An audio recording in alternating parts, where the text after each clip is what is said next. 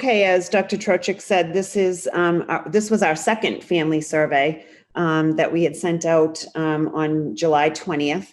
And these are the results that came back. So we can't, I don't think we can see it, Dawn.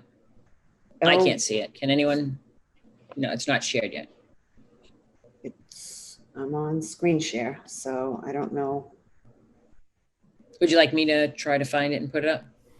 Well, it's up on my screen, so I don't.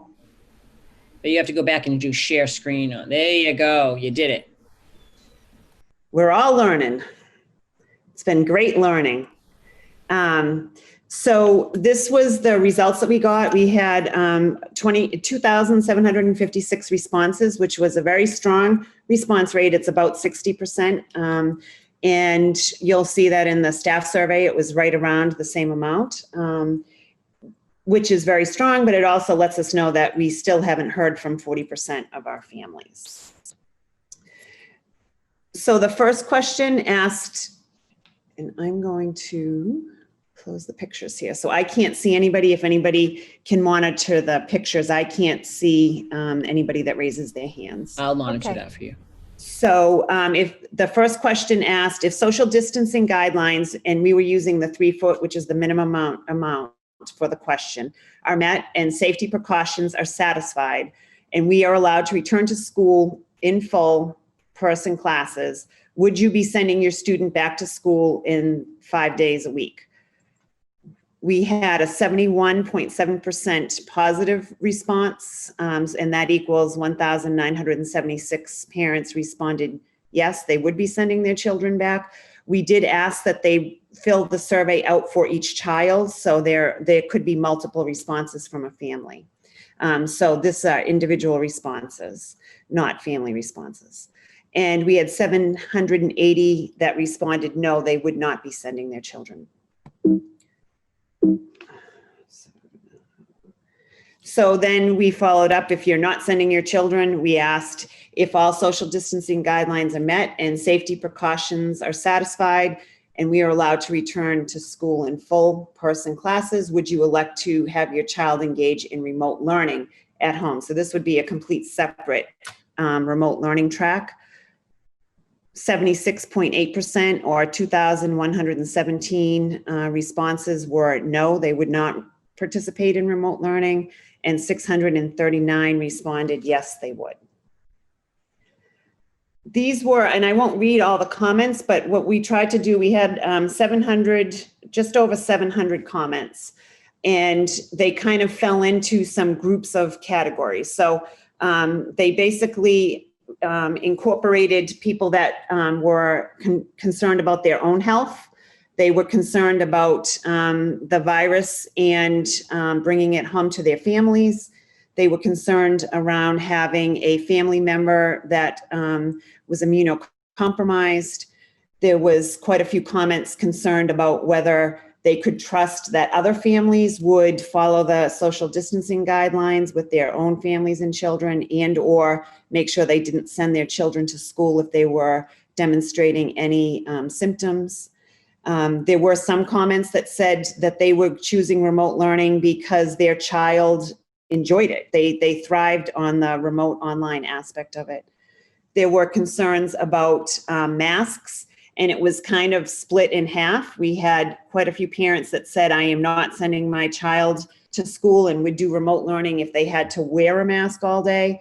And then the other half of the parents that were very concerned and believed that all students, K through 12, because as you know, the guidance that has come out has only been for grades 2 to 12 to wear masks, and they want to see all children have to wear masks or they wouldn't be sending their children to school.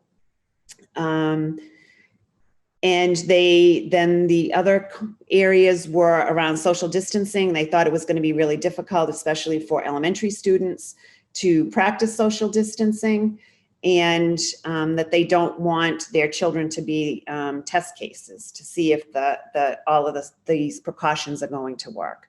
And then we had quite a few comments around not feeling comfortable sending their students 5 days, but they were looking for a more hybrid model, and they would feel comfortable sending their students several days, especially with the masks and the social distancing, and then being remote for a part of that as well. right.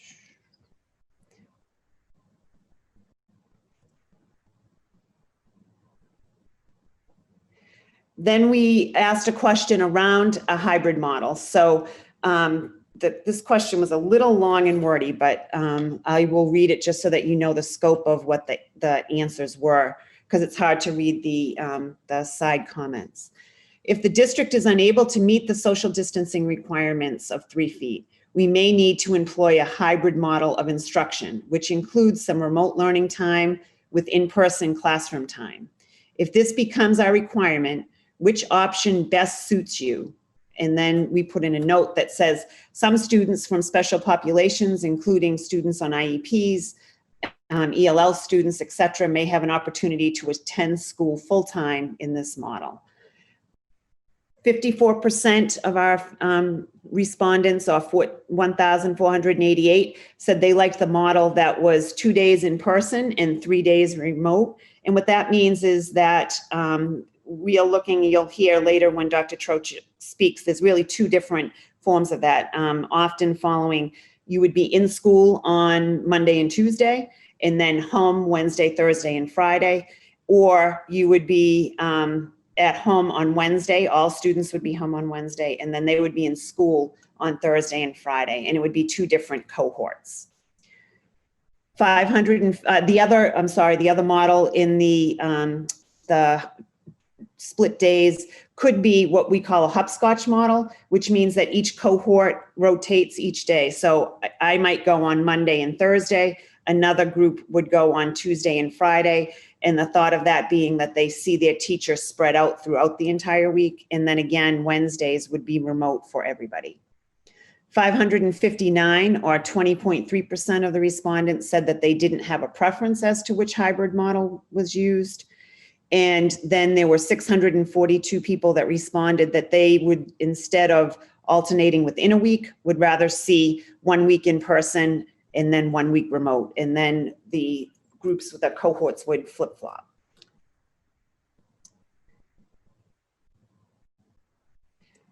The next question asked, if we used a hybrid model, would you elect to have your child engage in remote learning at home 5 days a week? And 2,040 people responded that they would not choose to use remote, and that's about 74% of the respondents, and 26%, or 716 people, responded that they would choose to be remote. We then asked a question about bus transportation, and this asked that, well, no official, at this point when we were asking this question, none of the guidance had come out on bus transportation yet, but we did follow saying if we provided bus transportation using the required conditions that came out, which included masks, social distancing, having hand sanitizer, we just went with the 4 pieces that had been used previously. Would you be planning to send your child to school on the bus? 79% of the respondents, or 2,178 people, said no, they would not send their children on a bus. And 578, or 21%, said that they would be choosing to send their child on the bus. And then we also wanted to look at reliable internet access at home. So we asked a question about that, and 2,707 people responded that they did have reliable internet at home. We did have 49 people that responded that they did not.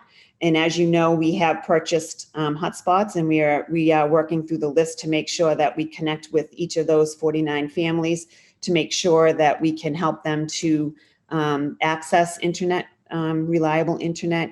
And if we need more, we do have funds available and planned for this year to make sure that all people have reliable access to the internet. And then we also wanted to ask about the school lunch. As you know, in the past year, since March, we have been able to provide food to all students. As of right now, that waiver has not continued for the next school year. It would be only available for our students that were on free and reduced lunch. However, the state is still fighting and has submitted a request for the waiver to be basically re-examined. So we're still holding out hope that that waiver may continue into the upcoming school year. But the question asked, if your child engages in remote learning, will you access school meals? 87% or 2,397 people responded no, they would not. And 13% or 359 people responded that they would access school meals if we were in remote learning. And that was the end of our family surveys. I'll do the staff one, and then we can open questions and we can all help to respond to those.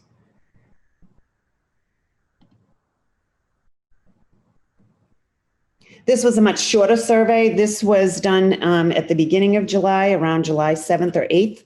And it was in conjunction with the union. And it was really at this point to get some initial information. We know that once we have a definitive plan that we will have to do more work, and we continue meeting and talking with the union as well.